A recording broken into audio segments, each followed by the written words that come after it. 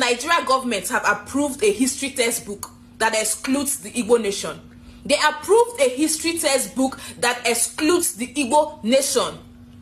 The second largest tribe in Nigeria. Did I say second?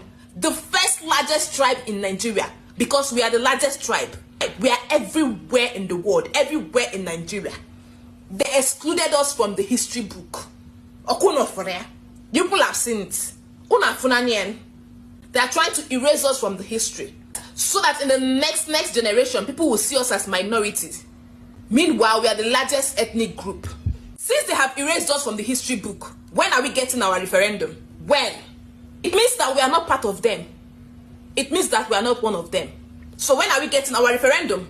Olugo gendi bonile ya biakonu advocate for bodo nkani. Because it's very clear that these people are tohani. And also wadaho. This is very, very wrong. Very wrong in every aspect. Just imagine umagina go history book or ya fundi igbo ne or make sense. Does it make sense at all?